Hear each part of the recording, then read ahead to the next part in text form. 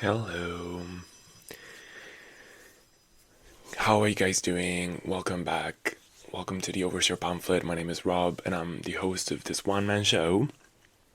Hope you guys are doing okay. First of all, my voice is so low this morning. It's currently Saturday morning. I'm recording today. I'm hoping to record everything today, actually. But yeah, my voice is low. Yes, I went out. Been drinking since 6 p.m. yesterday until what 11:30 or something. It was a lot. It was a lot. But I'm kind of digging this like raspiness. It's like a different vibe. I have a raspy voice today, and I'm ready to like record with this with what God gave me. God gave me this voice now, and I have to use it. Okay, Mariah. Um, anyways, today we have two very interesting topics.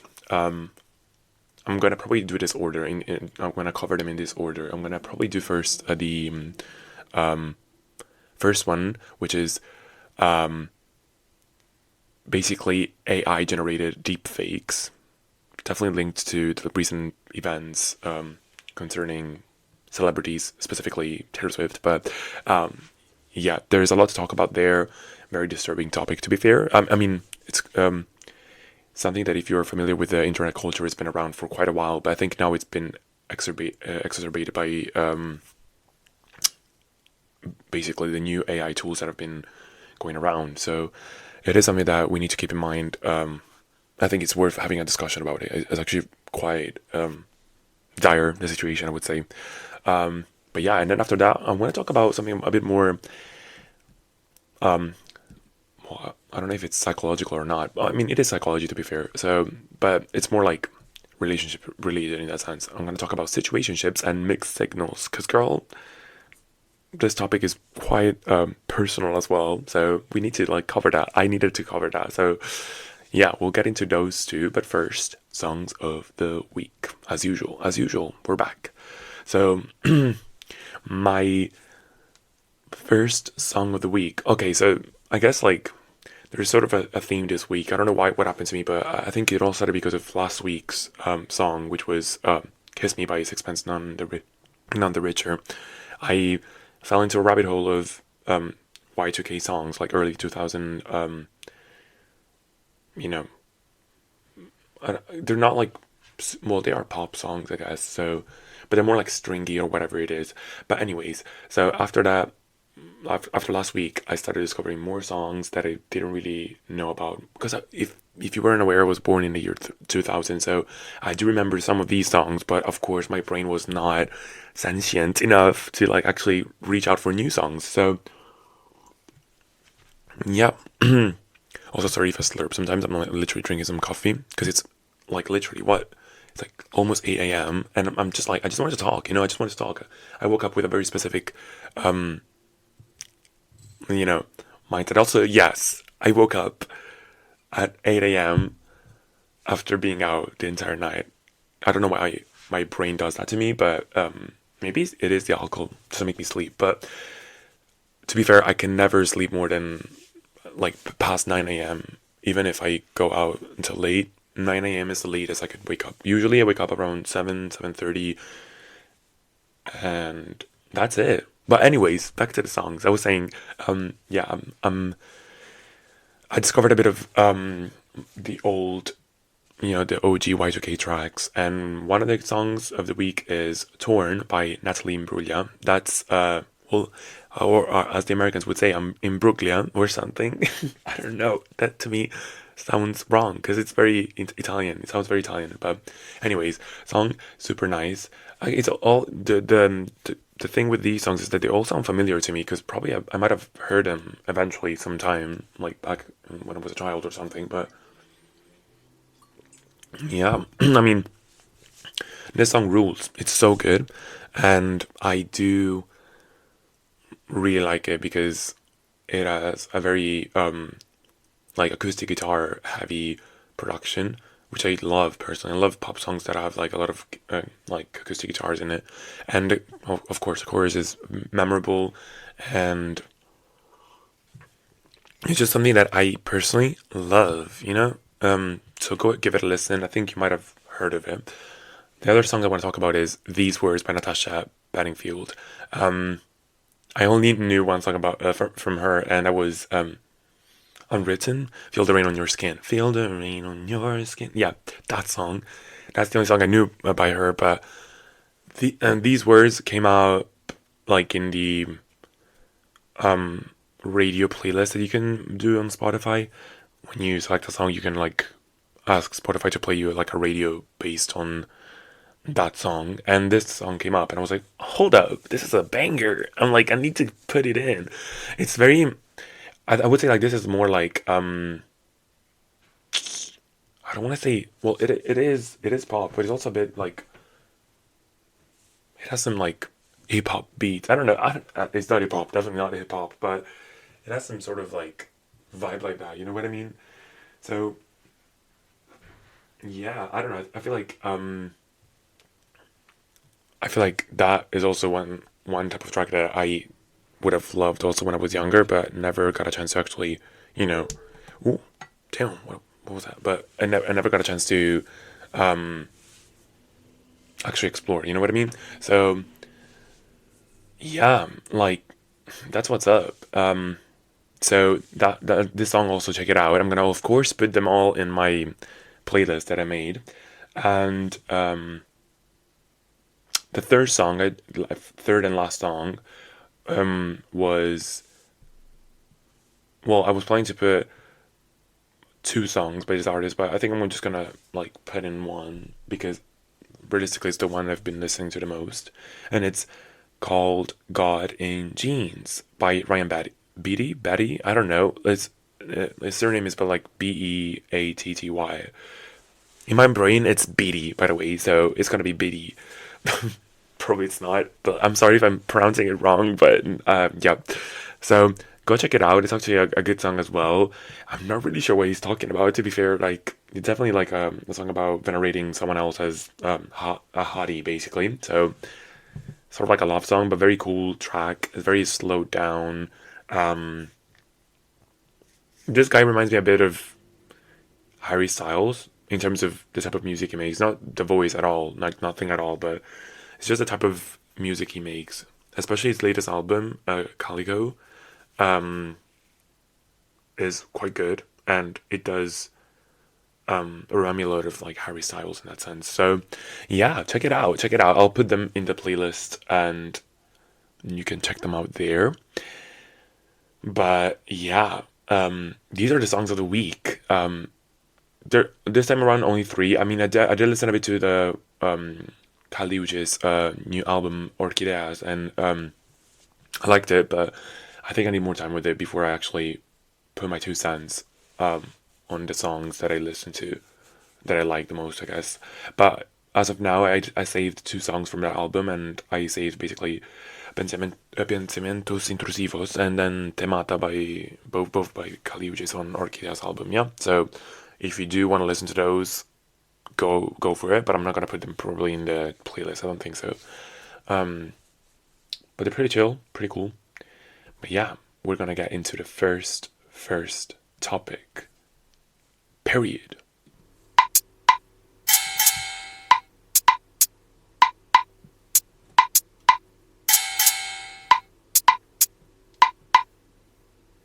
Hello. Yeah, so we're gonna start with, as I said, the AI generated deepfakes topic. We're gonna get into that, and yeah, what sparked my interest, I guess, or like started this whole research, I guess, was mainly what happened this week with Taylor Swift, and what happened on Twitter. Well, X, I guess, but still Twitter in my eyes because I don't want to endorse or be associated with X. To be fair, I think things are getting out of hand even more. But basically, what happened was that I can't remember exactly the day, but I did see them myself as well. But basically, someone who probably is a fan of an American football team that lost against the Chiefs started posting AI generated pornography, basically. of Taylor Swift, deepfake pornography. So quite realistic, but well, I mean, you could tell fortunately there was AI, but even then, it doesn't make any sense. Like, I mean, it doesn't matter. It's just slanderous, honestly. But and you might wonder why would it do that? Well, because of course Taylor's dating Travis Kelce, who is the tight end of the Chiefs. But anyways, they were so pressed about their team losing that they just, went for the good old fashioned revenge porn. So they just, rightfully so, I guess, whatever. Like, it was so stupid, bitch. Like, why would you even do that? But anyways, like, they thought in their right mind that the right thing to do was to just, of course, take it on the women, take it out on Taylor Swift, who of course is responsible for your team losing. First of all, second of all, it's just like I seriously do not get man getting so pressed about sports. Like, whenever one of the team loses, there's always some sort of like crazy reaction. People get beaten up, and it's just frankly quite I don't know, embarrassing in my opinion. Like, how do you get so pressed about a game? Like, you must have some issues, man. Like, it's just not that deep. Come on. But anyways, it's just so sad that like even then, who has to go through all of this shit is just someone who literally doesn't have anything to do with it. You know what I mean? It just tells you how much. Well, America, first of all, is rotten, but just in general, internet culture and everything is just unregulated and is just so scary. And honestly, quite frankly, very disappointing, because you would think that in 2024 we would have moved past these, to be fair, quite old-fashioned situations, but it's still happening. It's always been, to be fair, part of the internet culture. I don't think we've actually ever addressed it properly, in my opinion. Like, but yeah, like this is a big, a big, I guess, development, because it's incorporating like new technological like advancements with the AI tools that they keep on getting more and more accurate and therefore more and more dangerous in that sense, because we're not able to control them properly. But anyways, so these photos were circulated on X, and it took literally so much time to take them down, 17 hours, which is too long of a time in my opinion. Like, it literally, the internet moves so fast that of course it was circulated easily, and I even came across them when I was scrolling through Twitter. So yeah, like, definitely very disappointing honestly event. And I mean, Twitter has never been the safest place on the social media horizon in that sense, but it's always been pretty bad, even in these A-days. Like, it's always been quite bad at controlling this type of content, and I think it's gotten even worse. Well, specifically because of the new management with Elon Musk that literally fired so many people, even from the the departments that are in charge of like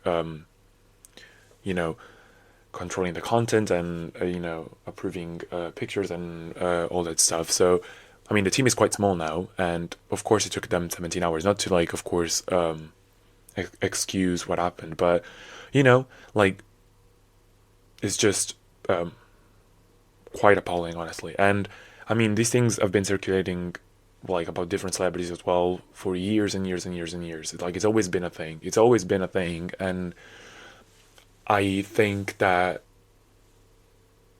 while, for example, like, I would say smaller or less like mainstream social media, I've always had these things. I think it's quite rare to see these type of images hanging around for so long on one of the main, instead, like one of the main more popular social media platforms. Yes, Twitter has fallen off, but I think it still has quite the influx of young people on there. So it's just quite appalling, honestly. So I don't know. I feel like the main issue here is that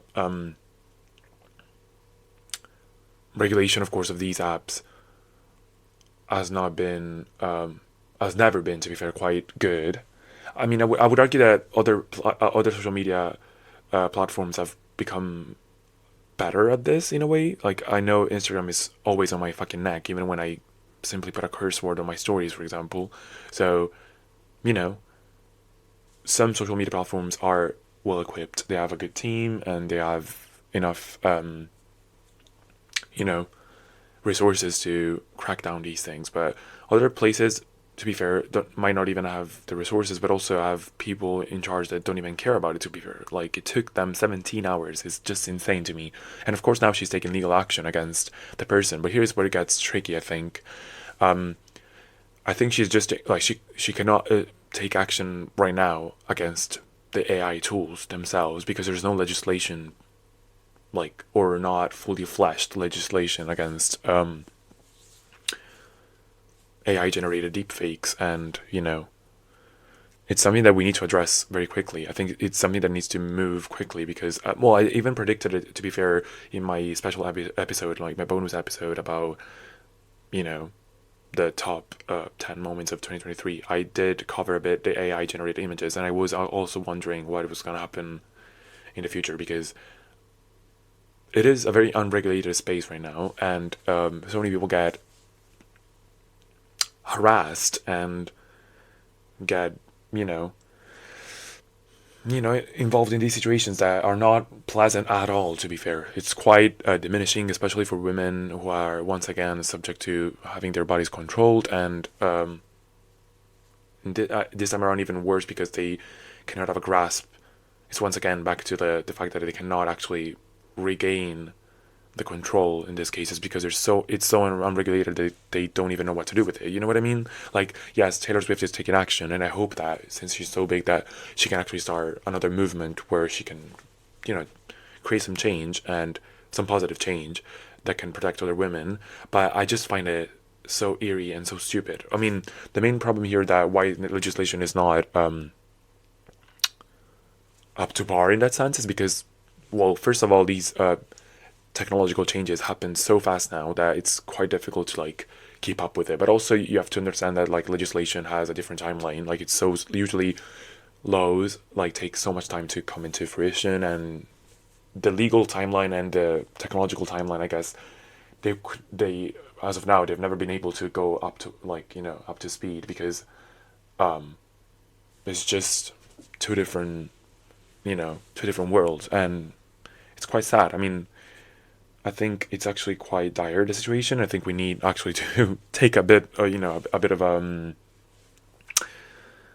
sprint in that sense. You know, we need to like catch up and try to protect users as well as content creators and, you know, celebrities and everyone. Like, you know, like we're not talking about fake news anymore. We're talking about literally images that look so real, but of course are not real, but they're still, you know, affecting not only the reputation, but I would say also the dignity of people in general. Like, you know, whether you're famous or not, this is not okay at all. Like, totally not okay.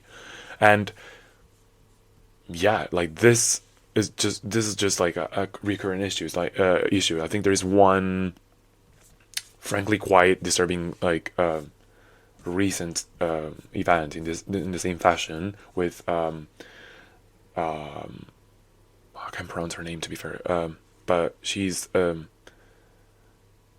one of the very young contestants on Dancing with the Stars in the US, who played American Chavez in Marvel, like what was it, Doctor Strange, Multiverse of Madness. But she's a very young actress and dancer. Her name is her surname is Gomez, but she's just 17. And when she was, I think, at Dancing with the Stars or something like that, around that time, she did say that she saw images of herself, like literally deep fake pornography of herself, like a 17-year-old. Are you fucking kidding me? Like, this is just plain disgusting shit, you know? Like, I don't know. I don't even know how to, like, you know, I'm speechless, honestly. Like, these things should never happen. And to be fair, but the amount of time I spend online, I've always seen these things happen to even younger women.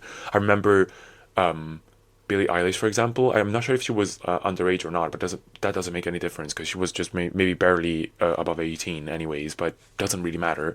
But yeah, there were so many images of her on Twitter circulating of her having, like deep fake images, of course, of her with huge boobs, and people were obsessed about that, or some images generated that made her look super fat, or there are some crazy images around the web. Like most of the times when you search online for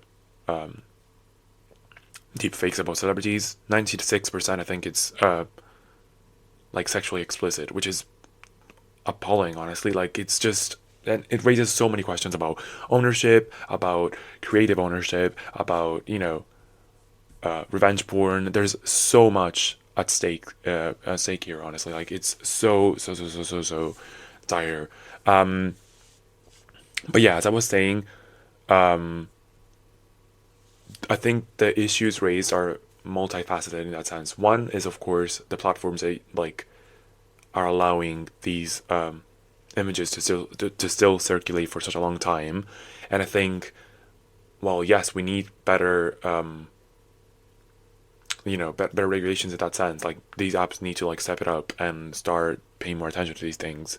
I think also we need to stop using these apps that allow these things to happen. So I think boycotting is actually a great way. I just recently watched a video on YouTube about one of my favorite YouTubers, but Zachary, and he did denounce this, and he did quote so many interesting articles that I read, where everyone is calling for a unionized action from the users, because we cannot expect anymore like the developers to actually do something about it. We need to like actually make a positive impact on the situation. So I think boycotting the apps is actually a great way of doing it, because you don't want to give money to an app that allows these things to happen. Like you don't want that. You don't. If you want to protect and create like positive change, you need to take the matters into your hands sometimes and do something about it. Protect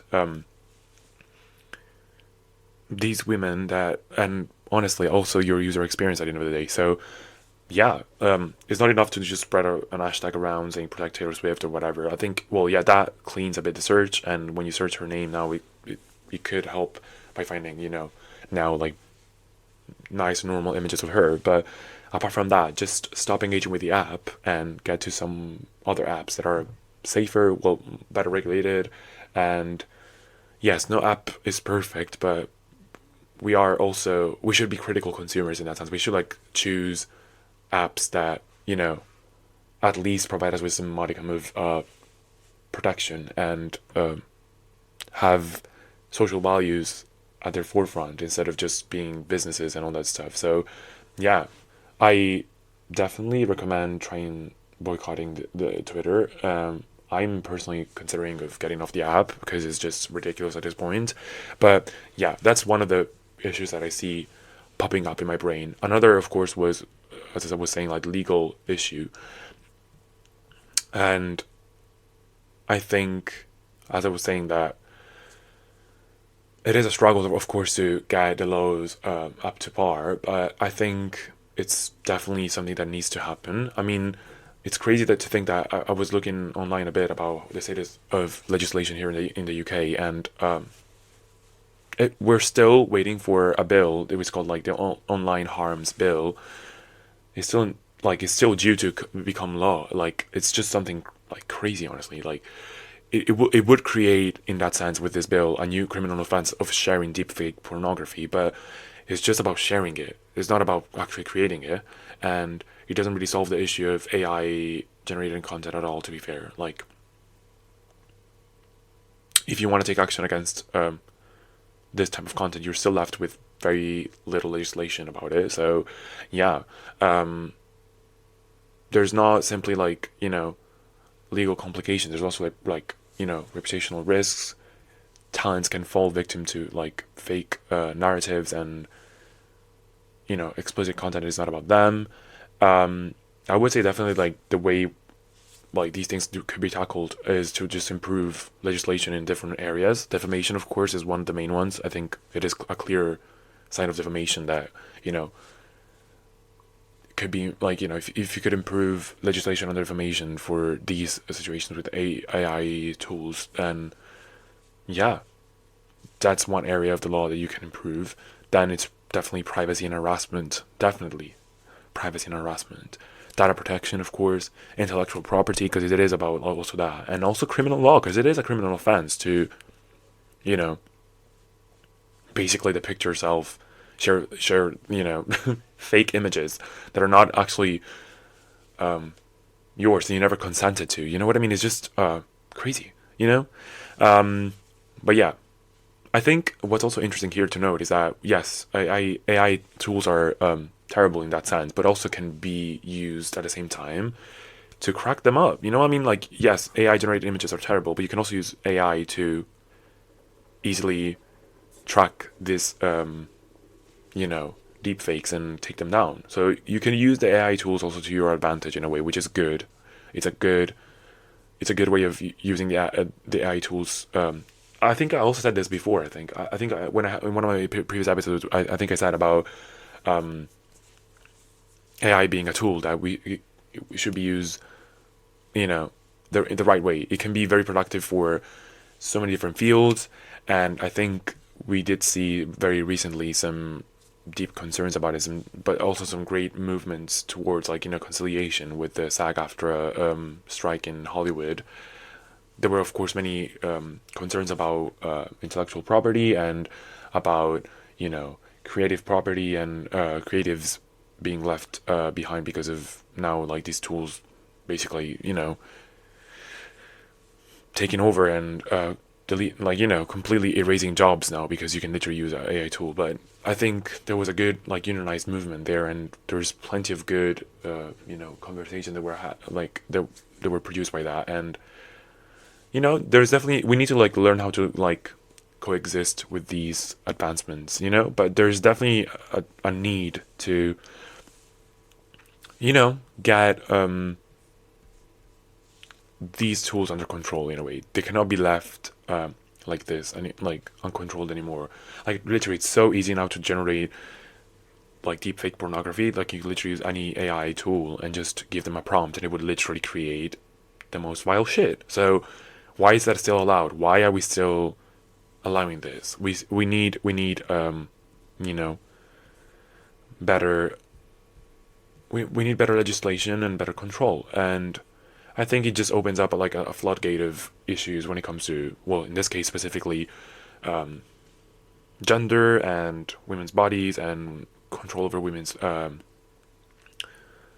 sexuality, and it's just frankly quite disturbing. Like, it seems like we're going back again. Like, you know, we're falling into our footsteps once again. You know, like, it's just so disturbing. Like,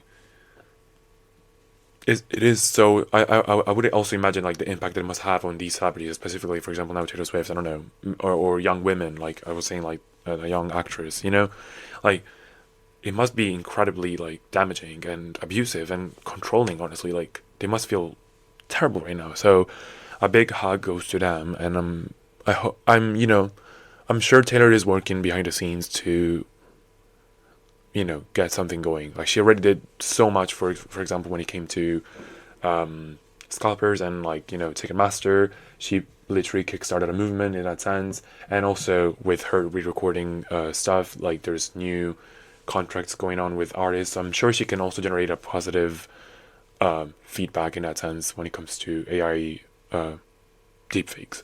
It's just something that we need to take a stance as consumers, I think, and as internet users, and we need to stop pretending like it's not an issue and stop waiting for developers to take an action. We need to actually act ourselves. I think that's the only way we can actually generate positive change, in my opinion. But yeah, those were my 2 cents on the situation. I do sincerely hope that, you know, it will get better. I know it's difficult, as I said, like, to keep track of all these changes that continue to happen so quickly with technology, but I think we need to smooth out these things and just choose the better apps and choose the better, platforms, and start also disengaging with more dangerous apps, yeah, it's just terrible stuff. And I do also want to point out one thing. It doesn't, like, it's not enough to just focus on generated images. There's so many more AI generated for example, voice notes or tracks or anything that are potentially very damaging and can be used against anyone. So yeah, I think in general there should be like a more positive conversation to be had about all of these things. So yeah, we cannot let technology, especially now that it's getting so out of hand, lose like this. We need to rein it in and try to do something about it. And I also think what's kind of weird is that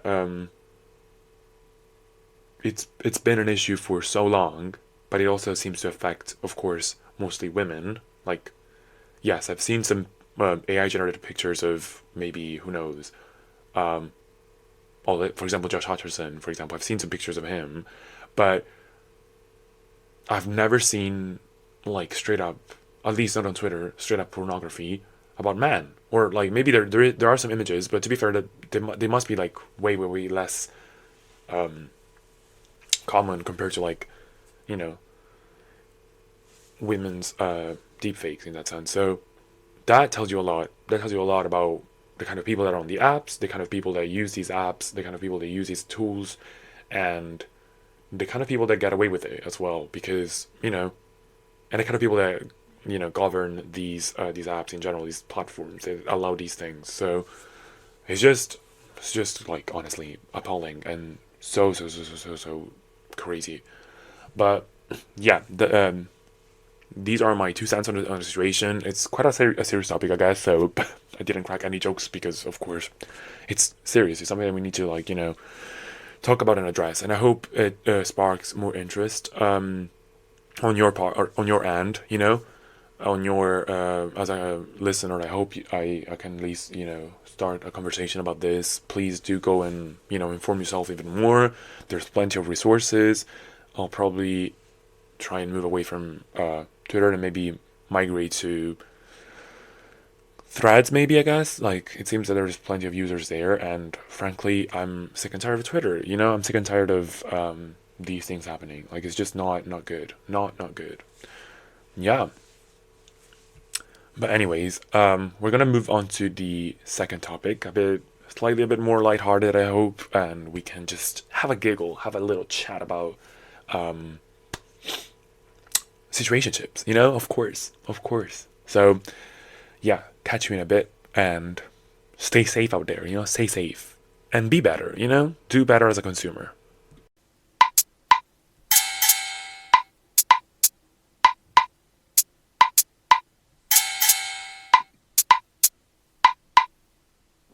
Hello. So yeah, last topic. Hope you guys are still with me, but we're gonna talk a bit about situationships and mixed signals. Yeah. So I'm doing this for all the girlies who are in the worst limbo you could ever be in. Yes, I'm talking about situationships. Seems to be a trend of this generation, to be fair.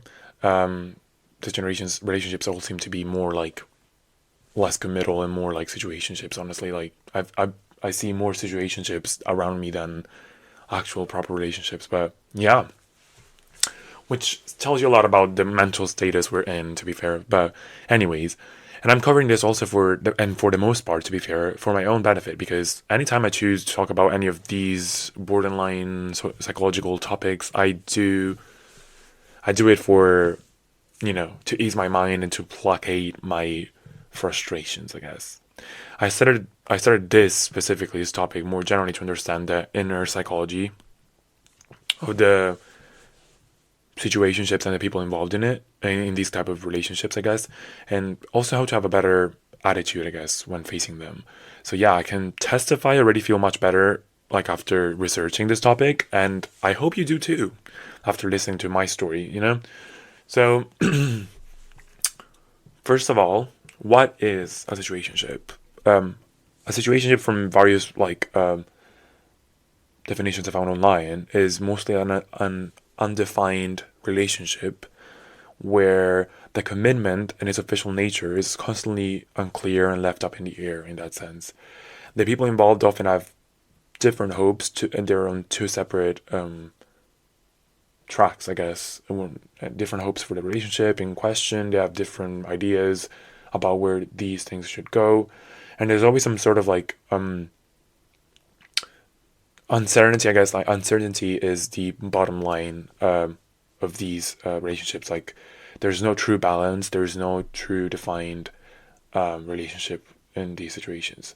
So it's also usually quite short-lived, precisely because of this uncertainty, I guess, and it will never be resolved in that sense. When this uncertainty is resolved, usually the relationship ends in that sense because you realize that you're two people in two different on two different tracks and want two different things from this thing. So it will never properly work out, I guess, which is very very sad to come to terms with, but it's the truth. It's the truth. It's the truth.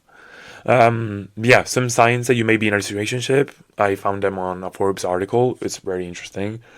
So I went to the checklist and I was like, yep, been through that. So here are the signs. As I said, lack of clarity about what you are as a couple. Plans between you are always made very last minute and very short term, which gives situationship its name, I guess, born out of sporadic situations, And the emotional connection usually is shallow, while the physical side is, you guessed it, random and sporadic again. So there's this lack of an emotional connection, and it seems to be mostly based on the physical side, I guess. And then also exclusivity is always put into question. It's very likely that there are other people involved in this relationship, It's not just the two of you, but most of the times one of the two people is also seeing someone else, or maybe both of them are seeing other people as well in the meantime. So it's just never committal, It's quite open and, always left up in the air in that sense. So ultimately, it is a relationship built off of mixed signals, At times very rewarding, but it does ultimately build a false sense of hope that is quickly crushed by a sudden lack of interaction, for example, and affection. And it only brings you back into a cycle of, a vicious cycle of these signals, giving you hope and then crushing it all over again, I think personally from my experience, it's some sort of psychological vicious cycle, more than specifically the physical side is mostly the emotional cycle for me that is quite detrimental, I guess. I've always been on the end of the spectrum where I crave a deeper connection in that sense, which made me realize I do actually prefer stable long-term relationships overall, but I find myself always ending up in these situationships. And this was also a realization that I had not too long ago, precisely because I went through a few situationships myself. So because I went through these situationships, I realized that what I actually want. So overall, I would say there are of course bad experiences, but bad experiences have all one thing in common, which is that hopefully they will make you grow and make you realize more what you want and what you look for in that sense, But yeah, whenever I find myself into one situationship, I always find myself on an emotional roller coaster, highs and lows, never feeling satisfied and always wanting more. And I guess a common feeling that I always had was this feel of longing, I guess, for the potential that you could have with someone, But I think what's even harder is to realize that there is no future there and that you are traveling on a completely different lane from the person in front of you. You might not be emotionally involved, but you are not, in it for the same reasons or with the same plans, I'm personally not the type of person who likes to string someone along. I'm quite the opposite. If I'm on the end where I'm not feeling this and I'm not feeling the emotional connection at all, I mean, there might be some physical connection, but there is no emotional connection, or I don't have the same hopes as the other person, I'm very quick to dismiss a relationship or like any sort of encounter in that sense. Like, if I don't feel it, I'm not going to pursue it. You know what I mean? But and it also means that when I'm into any situationship, I'm on the other side. I'm on the side that is hopeful and that is having different hopes from the other person in front of me. So yeah, he makes you feel taken advantage of sometimes. But also, I think you should also take ownership sometimes and say and see what you're into and see what's happening around you and pull back and walk away from it. I know it's so hard. I know it's so hard. It's easier said than done, but I think blaming the other person only is not a mature move. You need to realize that also you're playing a part in it. I'm a firm believer that in every situationship or any relationship or anything of the sort, you can never fully blame another person for all the, you know, bad experiences you may have had, or the relationship ending, or all that. There's two people or more than two if you're into any polygamous relationship, but whenever there's more than one person involved, there's always some blame to split in that sense. Yes, maybe the other person has led you on more than you have, and maybe they have slightly forced their hand sometimes and probably have been the worst person between the two of you, but you cannot deny that you've also played a part in it in that sense. But anyways, yeah, as I was saying, it's a vicious cycle, as you crave the attention of the person, you finally obtain it by meeting them, for example, at their own convenience. By the way, it's always at their own convenience, not yours, just to feel like, I guess, you still go for it because you want to feel this sort of satisfaction, this yeah, this rush, I guess. And then the satisfaction is also as quickly as it comes, it's also quickly going away, due to other plans or disillusionment or whatever. The other person suddenly pulls back, and the thing is just crushed immediately, so then you feel defeated, only to crave even more attention once again, just to feel this rush and this satisfaction once more, and you go through the cycle all over again, and so it goes. So you're stuck in it in that sense. So yeah, not fun at all. Girls are, the girlies, I'm with you. I'm so sorry, but it is so annoying. I know it's I realize that it's unfortunately something that we go through, and we need to also realize that it's normal to go through. As much as it's not a normal situation you should be in, it's okay to go through it. It happens, but I think the most important thing is that you learn from it. You don't fall into the same loophole again, and you just learn from your mistakes. That's what's important. It's okay to go through these things, but also please do yourself a favor, have start building your self-respect, and be, I don't want to say be more guarded, because that's not the point, but be quicker to realize what's happening around you. You know what I mean? I think the main reason you keep on returning to these cycles, though, is specifically because of the mixed signals. So I want to first look at the psychological side of the people who are on the side of craving more emotional connection, So why do you invest in your own detriment? Why do you do that? I think, as I read so many interesting articles, like psychological articles, and specifically about mixed signals, which I think are the reason why we come back. Mixed signals are, at their basis, they hinge upon a little phenomenon called cognitive dissonance. It's when we are presented, for example, in any situation, we're presented with two contrasting elements that coexist, and it basically sends our rationale into a frenzy. It's like problem solving, basically. You're confronted by something that is inexplicable, and it's contradictory in that sense, and your brain goes into a frenzy that you makes you want to solve the issue, just problem solve, basically. So the coexistence of these two things, or multiple factors that should never be together, becomes immediately attractive to you when it comes to, for example, relationships. You wanna explain it, you want to solve it, and so the mixed signals given to you by someone else, in a sense, make you become overly analytical, overly preoccupied, and sometimes they even trick us into believing that we actually like the person more than we truthfully do, all because we're problem solving here. Like we're so obsessed by the issue at hand that we trick ourselves into believing that it's worth spending our time, like, solving this issue because there might be something at stakes. And so you start believing that you're actually so much into a person when actually maybe you're not. Like you're just pretending to be because you spend so much time pursuing this that it would be, well, I don't want to say a failure in that sense, but you would think it's a failure. I guess you would think it's a failure to just let it go. And yeah, it's cost fallacy in that sense as well.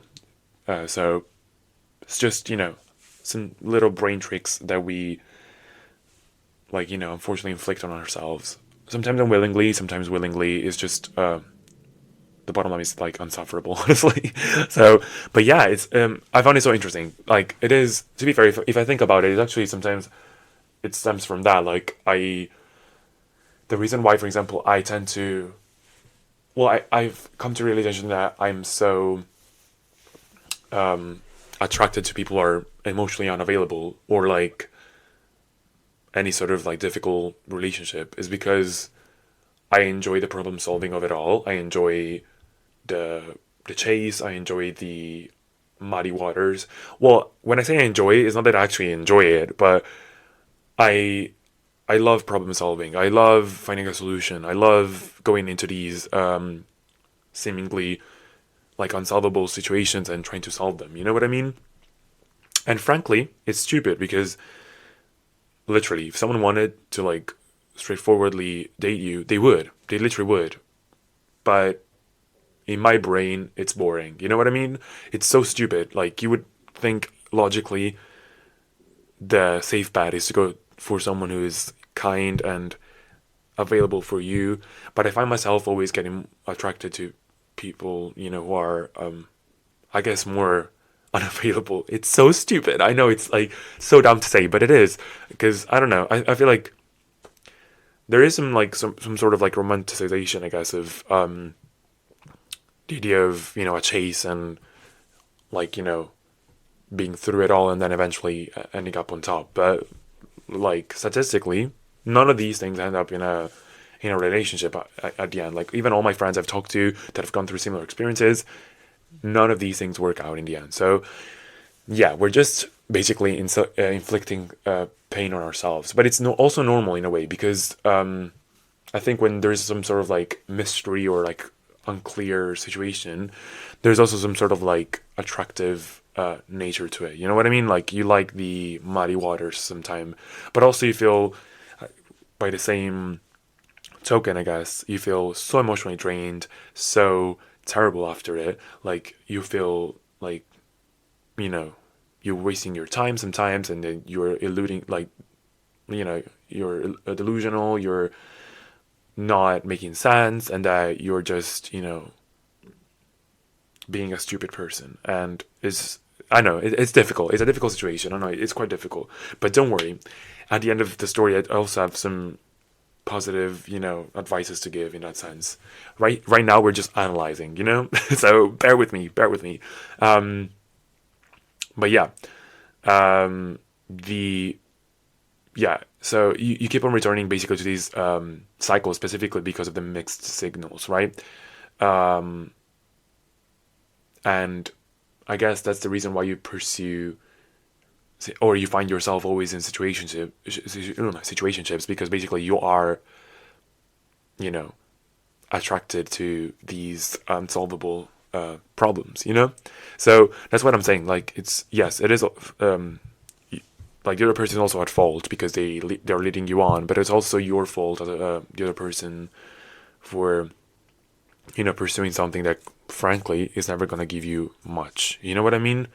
So yeah, I want to be held accountable as well. So I'm standing tall. It's my fault as well. I'll say it. It's my fault. Actually, no, it's never my fault. Fuck you. It's never my fault. Why would you lead me on? Why? Why? It's so bad. It's so bad. Like, I know it's frustrating, but I think, jokes aside, you need to be critical. And you need to surround yourself with people who actually bring you to reality. You know, your friends, talk to your friends about these things. Don't like exasperate them, of course, but do talk to them and try to listen to your friends, because they have a third party perspective that you need to have. You need to have a hand. So, yeah, don't also don't fall into like these TikToks that like romanticize them too much, because it's just not good for your mental health overall. You're just gonna feel defeated in the end. So I'm doing this for y'all.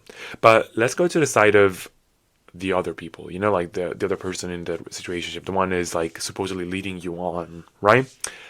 Um, it is important to note that, you know, here we're talking about also mostly non-commitment, you know, like non-committal people, because at the end of the day, like the situation, as I said, never ends up in a relationship because people are not ready to commit in that sense. So my bigger question here overall is, why is it so hard to find commitment these days, you know?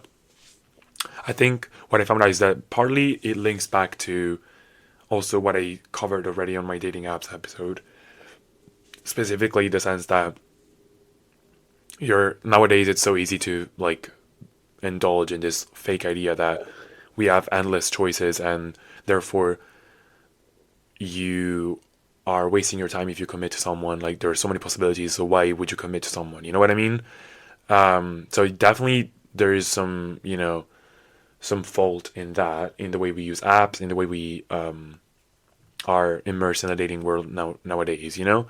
But I think overall, what I also found out is that it's also a problem that our generation has in terms of a flawed bringing up, in that sense, a flawed childhood that we somehow, all of us share in that sense.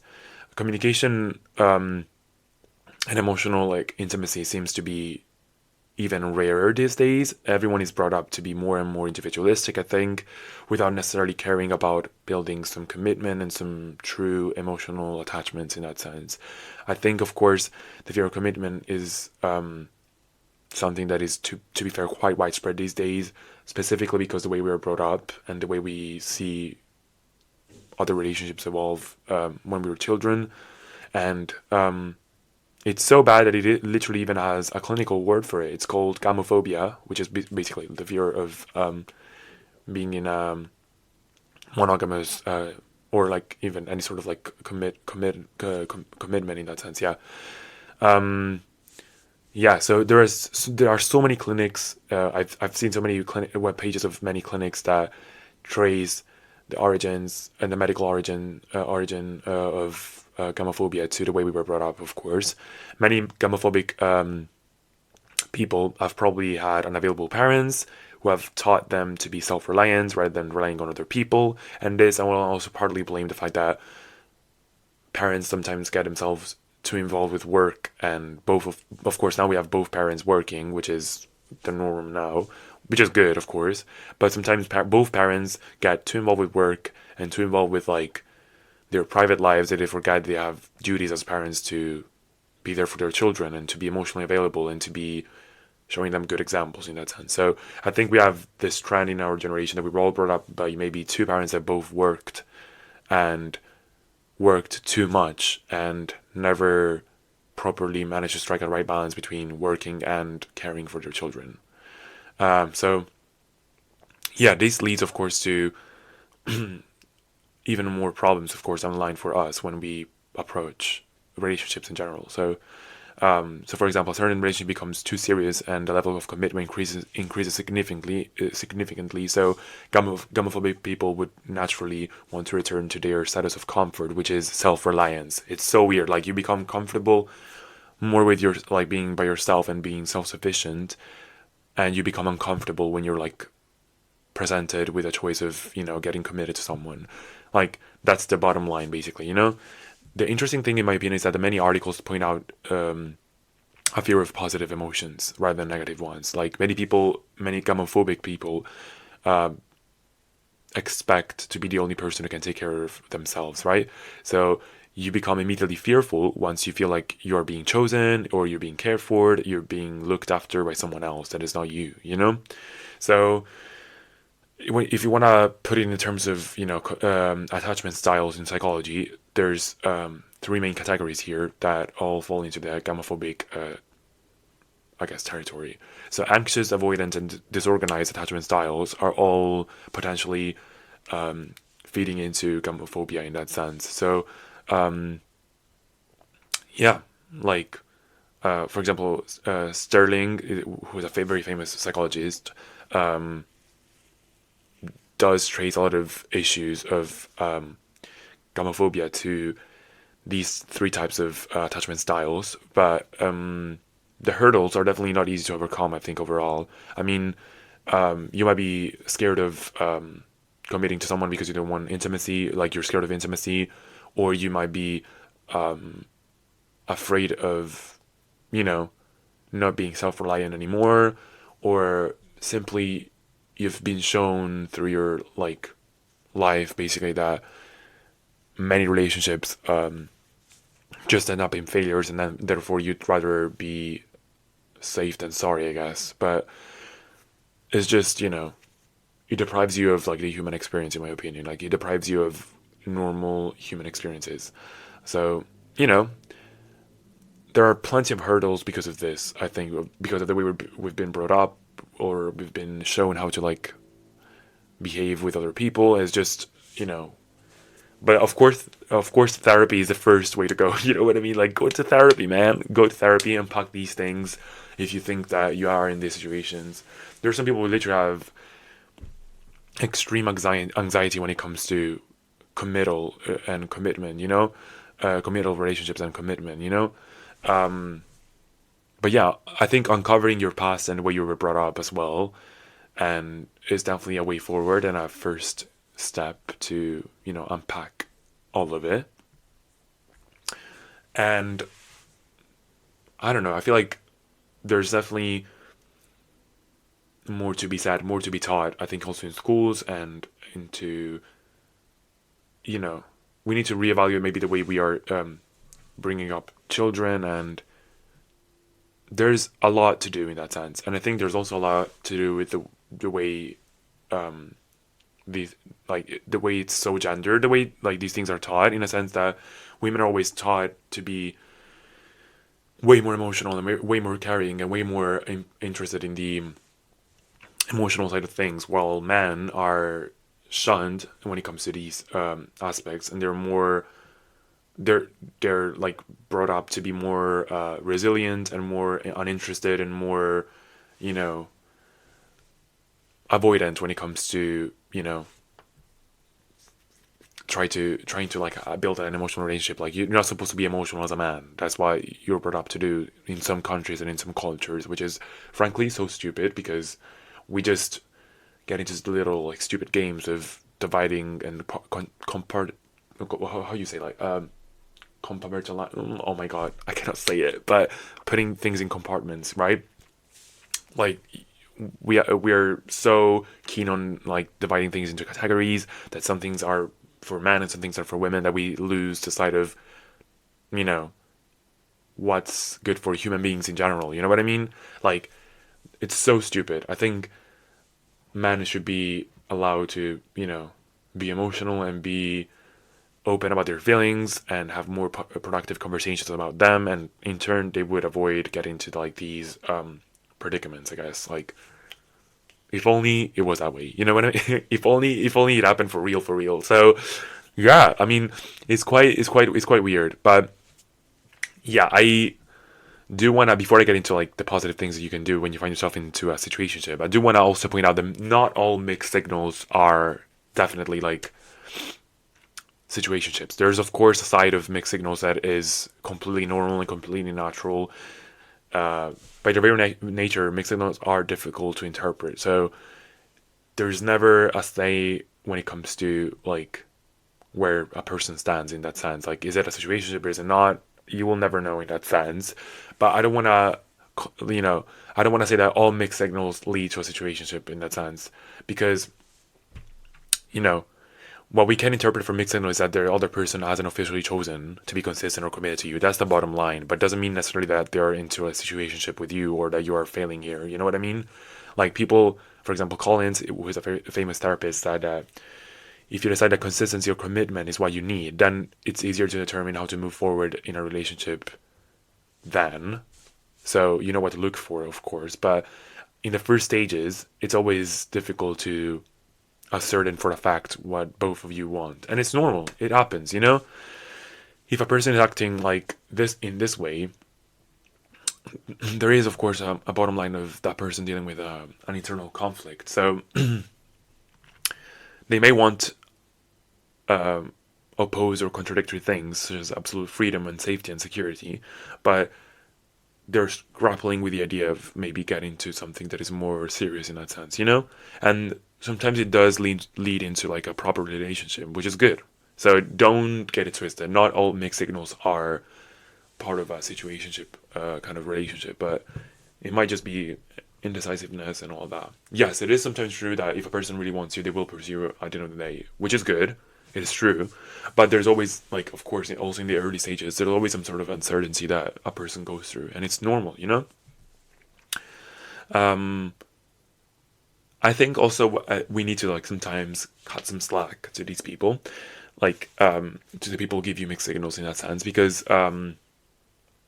it also helps to deal with, like, a lot of your frustration in some way. Because if you do realize that sometimes these people aren't necessarily toying with you, but are genuinely in a conflicting stage, especially when you bring in other like, you know, factors like sexuality or like people struggling with their sexuality, you need to be aware of that. You need to be compassionate, sometimes empathic when it comes to that, because it's not always the straight up answer that they're toying with you, they're evil people or all that.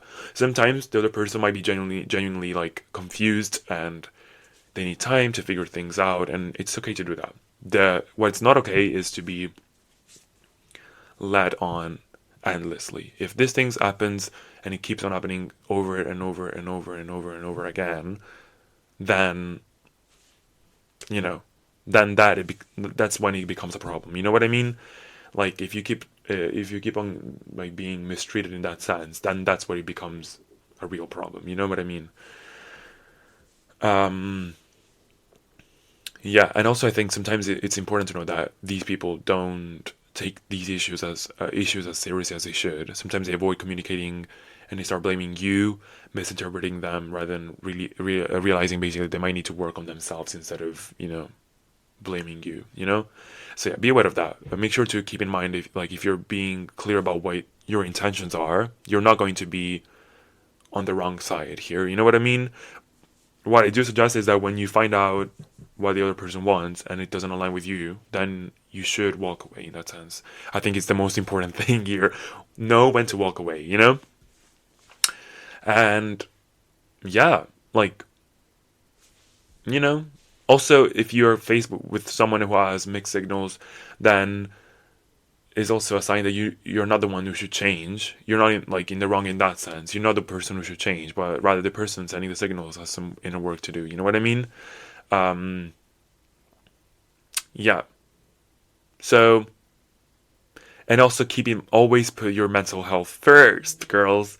If their behavior negatively affects your mental, emotional, and physical stability overall, then, you know, if your self-worth, I would say, I want to bring it there. I want to go the extra mile. If your self-worth is being attacked in this sense, then it's time to assess the value of remaining in a situation, you know, in a situationship.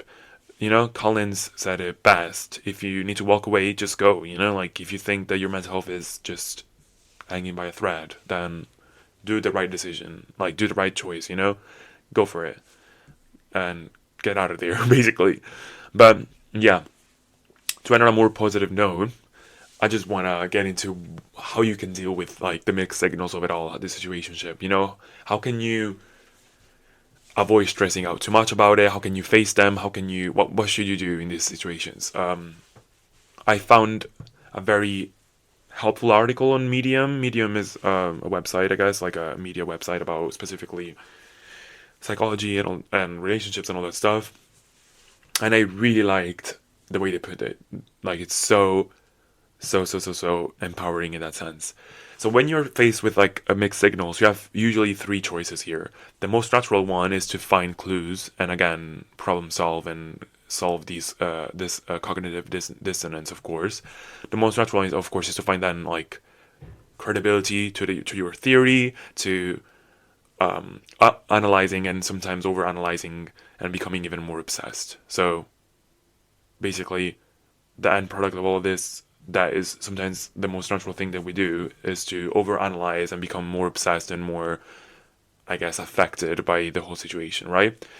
The other choice is to deny fully that the other person is into us, which is sort of like kills the fun of it all, I guess. Like it kills the the whole flirt, the whole, you know, the possibility, I guess, of that person maybe actually being interested in you, you know?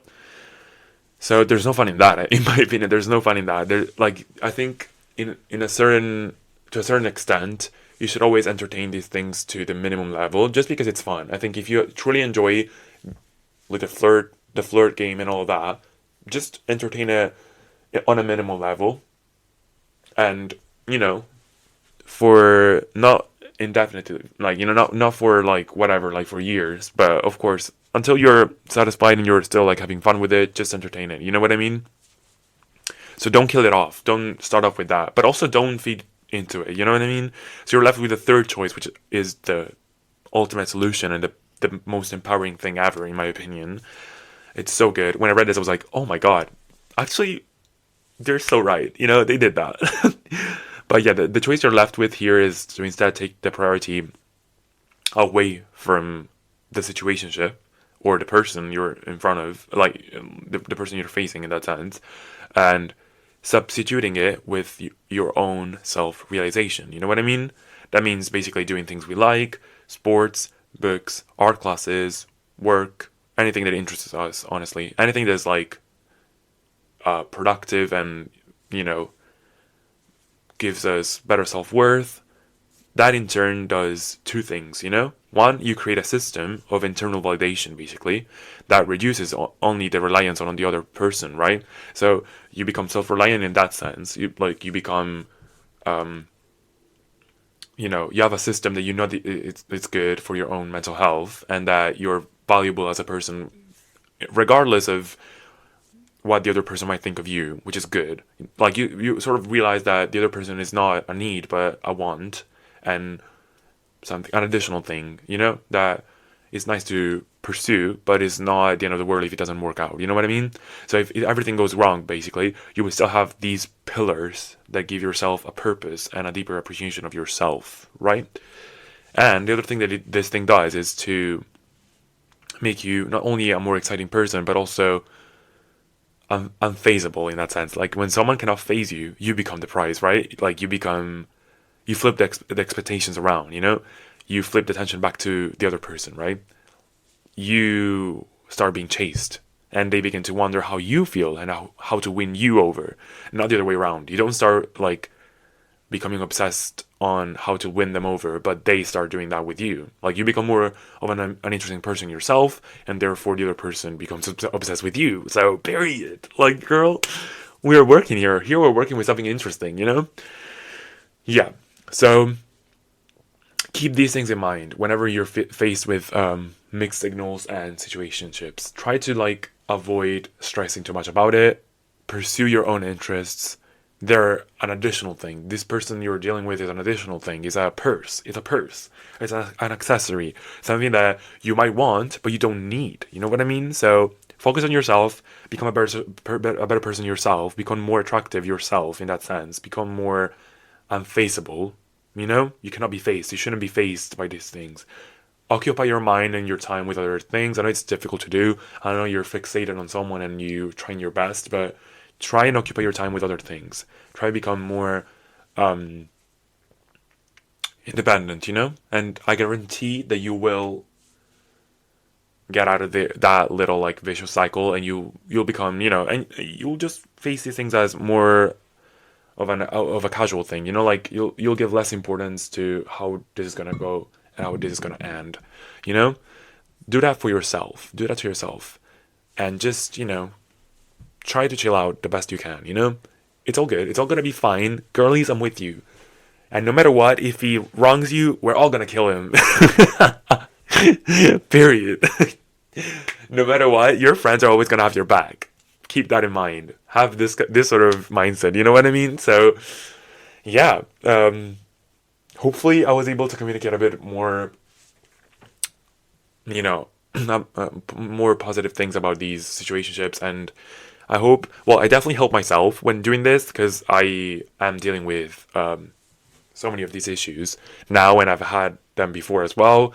And the first step of like the first step to become a better person and to be a better, to be better at handling these things is to just first understand them, right? Understand yourself, but also understand the other person in front of you. So I hope that I at least gave you some prompts here and some, helpful guidelines. And I know it's not easy to do, but just, take it easy. Take it easy. Read more about these things if it helps. If it helps you, it definitely helped me. It definitely made me more comfortable and more like, at ease with the whole situation. And I'm just taking things as they go, I'm just enjoying the ride, And if I'm not feeling it anymore, I'm gonna jump off the ship. Bye. But yeah, I guess this is the end. This is the end of the episode. I hope you guys enjoyed it, and of course, follow me on my social media platforms. They're all linked in the description. And yeah, I'll catch you later. Have a great week. Bye.